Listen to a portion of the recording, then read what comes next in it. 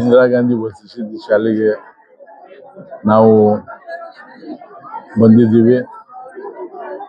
ಮೊನ್ನೆ 15-20 ಮಕ್ಕಳು ಅಸ್ತವ್ಯಸ್ತರಾದರು. ಊಟದ ಏನೋ ಹಲ್ಲಿ ಬಂತು ಅಂತೇಳಿ ನೋಡಿ ಕೆಲವರು ಮಕ್ಕಳು ಸೀರಿಯಸ್ ಆಗಿ ಹಾಸ್ಪಿಟಲ್ ಅಡ್ಮಿಟ್ ಆದರು. ಗುಲ್ಬರ್ಗ ಜಿಲ್ಲಾದಲ್ಲಿ ಇದು 3ನೇ ಘಟನೆ. 2 ತಿಂಗಳದಾಗ ಇದು 3ನೇ ಘಟನೆ. ನಾವು ಮಕ್ಕಳ ಆರೋಗ್ಯ ಬಗ್ಗೆ ನಾವು ಕಾಳಜಿ ಮಾಡಬೇಕಾಗ್ತದೆ. ವಿಶೇಷವಾಗಿ ಶಿಕ್ಷಣ ಹಾಸ್ಟೆಲ್ ಏನಿರ್ತಾರ ಆ ಮಕ್ಕಳ ಬಗ್ಗೆ ಜಾಸ್ತಿ ಕಾಳಜಿ ಮಾಡಬೇಕಾಗ್ತದೆ. ಇಲ್ಲಿ ಘಟನೆ ಮೇಲೆ ಆಗ್ತಿದ್ರು ಕೂಡ ಇಲ್ಲಿ ಅಡ್ಮಿನಿಸ್ಟ್ರೇಟರ್ ಆಫೀಸರ್ಸು ಪ್ರಿವೆಂಟಿವ್ ಮೆಜರ್ ತಗೋತಾ ಇಲ್ಲ. ಇಲ್ಲಿ ನಮಗೆ ಮಾಹಿತಿ ಬಂದ ಪ್ರಕಾರ ಇಲ್ಲಿ ಕೆಲವರು ನಿನ್ನೆ ಇವತ್ತು 10ನೇ ತಾರೀಕು, ನಿನ್ನೆ 9ನೇ ತಾರೀಕು ಮೊನ್ನೆ ಘಟನೆ ಆಯ್ತು. ನಿನ್ನೆ 8ನೇ ತಾರೀಕು ಘಟನೆ ಆಯ್ತು.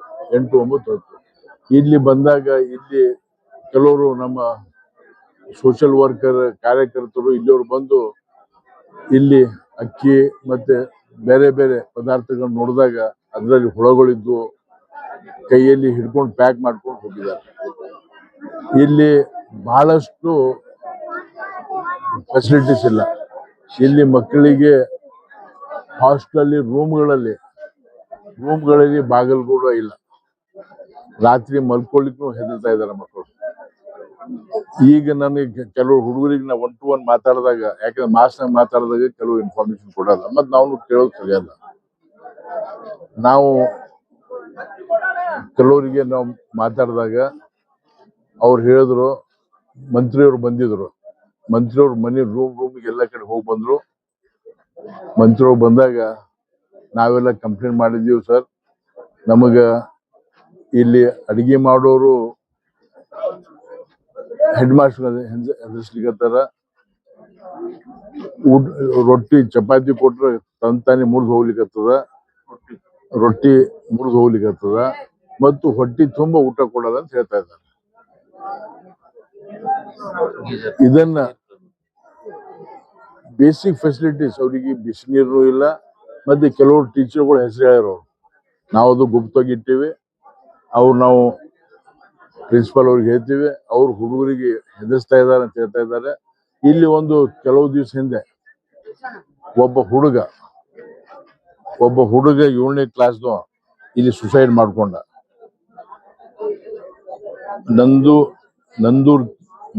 ನಂದೂರ್ ಅಂತ ಹೇಳಿ 7ನೇ ವಿದ್ಯಾರ್ಥಿ ಸುಸೈಡ್ ಮಾಡ್ಕೊಂಡ ಅಂತ ಹೇಳ್ತಾರೆ.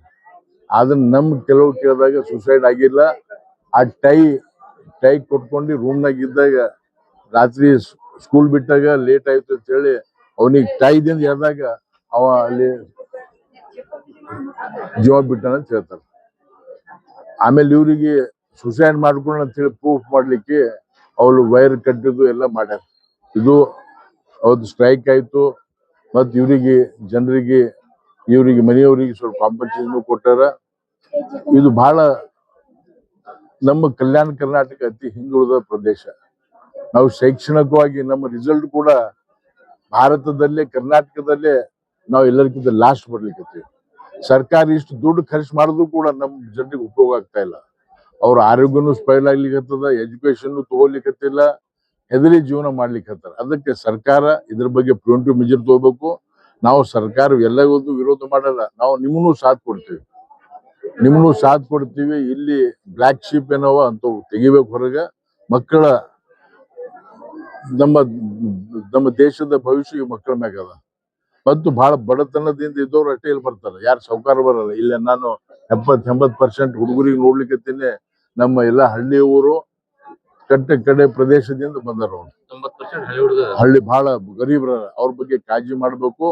ಮತ್ತು ಇದನ್ನ ಉಸ್ತುವಾರಿ ಸಚಿವ ಪ್ರಿಯಾಂಕ್ ಖರ್ಗೆ ಅವ್ರು ಖುದ್ದಾಗಿ ವಿಸಿಟ್ ಮಾಡಬೇಕು. ಖುದ್ದಾಗಿ ವಿಸಿಟ್ ಮಾಡಿದಾಗ ಅವರಿಗೆ ವಸ್ತು ಸ್ಥಿತಿ ಗೊತ್ತಾಗ್ತದ. ಅದಕ್ಕೆ ಆದಷ್ಟು ಬೇಗ ಇಂಥವು ಘಟನೆಗಳು ಮತ್ತೊಮ್ಮೆ ರಿಪೀಟ್ ಆಗ್ಲಾರ್ದಂಗೆ ನೋಡ್ಬೇಕಂತ ನಾವು ಸರ್ಕಾರಕ್ಕೆ ವಾರ್ನಿಂಗ್ ಮಾಡ್ತೀವಿ. ಮತ್ತೆ ನಾಳೆ ಅಧಿವೇಶನ ಏನ್ ಶುರು ಆಗ್ತದ ಅದ್ರ ಬಗ್ಗೆನೂ ಮ್ಯಾಟರ್ ರೇಸ್ ಮಾಡ್ಲಿಕ್ಕೆ ನಮ್ಮ ನಾಯಕರಿಗೆ ಹೇಳ್ತೇವೆ. ಮತ್ತ ಈ ಲೋಕಲ್ ಜನರಿಗೂ ಕೂಡ ನಾವು ವಿನಂತಿ ಮಾಡ್ತೀವಿ, ಸ್ವಲ್ಪ ಈ ಹಾಸ್ಟೆಲ್ ಮ್ಯಾಗೆ ನಿಮ್ದು ನಿಗಾ ಇಡ್ರಿ. ಹಾಸ್ಟೆಲ್ ಕಮಿಟಿ ಇರ್ತದ, ಅವ್ರ ಮೇಲೆ ನೀವು ಏನಾದ್ರೂ ಮಕ್ಕಳಿಗೆ ತೊಂದರೆ ಆದ್ರೆ ನೀವು ಮೊದಲು ಅವರು ಪ್ರೊಟೆಕ್ಷನ್ ಬರ್ಬೇಕಂತ ವಿನಂತಿ ಮಾಡ್ತೀವಿ.